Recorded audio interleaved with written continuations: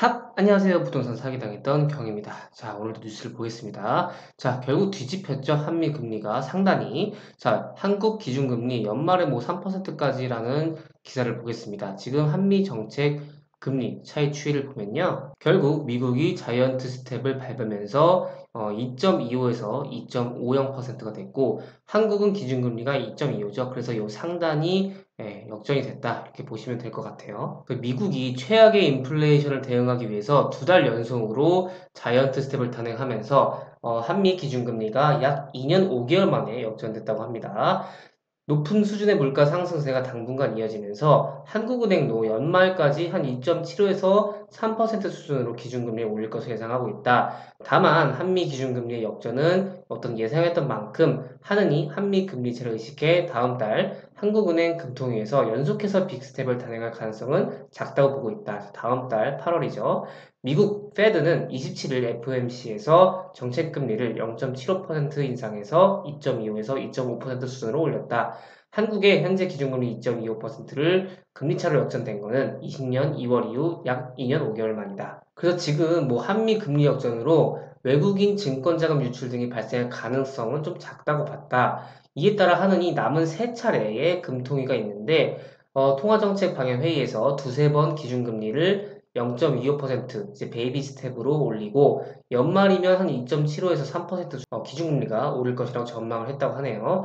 다음 달 25일이네요. 8월 25일로 예정된 금통위에서는 0.25%포인트를 올릴 것이라는 전망이 우세하다. 그래서 금리 역전이 현실화된 이날도 외국인은 한국 주식을 좀 샀다면서 한미 금리 역전으로 인한 외국인 자금 유출 우려는 심각하지 않다고 하는데 꼭 이게 또 정답은 아닐 수도 있겠죠. 그래서 8월과 10월 금통위에서 베이비 스텝을 2번 이렇게 올리게 되면은 연말에는 수출 경기 둔화 우려로 물가보다는 경기의 통화정책 무게를 두면서 동결할 것으로 본다면서 연말 기준금리는 2.75%로 예상한다고 하네요. 그래서 이거는 한국은행 기준금리 추이인데 지금 7월까지가 2.25고 여기 빨간색인 부분은 예상치겠죠. 지금 날짜가 정확하게 나왔네요. 금통위 회의는 8월 25일, 당장은 다음 달 25일이고 그 다음에 10월 12일이네요. 그 다음에 11월 24일 등 3차례 남아있다고 합니다.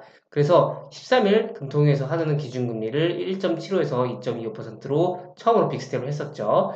자, 미국 연준도 오늘 9월과 11월, 12월 3차례 금리 인상 기회가 남아 있습니다.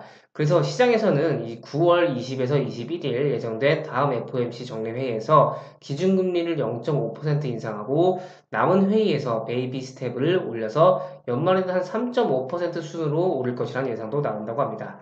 또 어떤 연구원은 우리나라가 기축통화국이 아니기 때문에 미국보다 높은 금리 수준이 편하긴 하지만 금리 역전은 이미 예상한 상황이고 금리가 역전된다고 당장 자금 유출이 발생하는 것도 아니기 때문에 당초 밝힌 것처럼 0.25%씩 점진적인 금리 인상 기조를 이어갈 것으로 본다고 말했습니다. 따라서 이 사람은 연말 기준금리가 한국이 한 3%, 미국은 3.5에서 3.75% 수준으로 예상된다.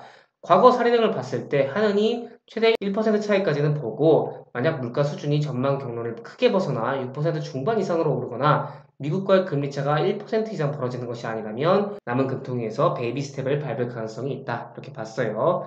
그래서 이창용 한은 총재는 연말 기준금리가 한 2.75에서 3% 수준에 도달할 것이라는 시장의 예측은 좀 합리적이다. 그래서 올해 기준금리를 추가로 한 이 정도 더 올릴 것이라고 예상을 했어요.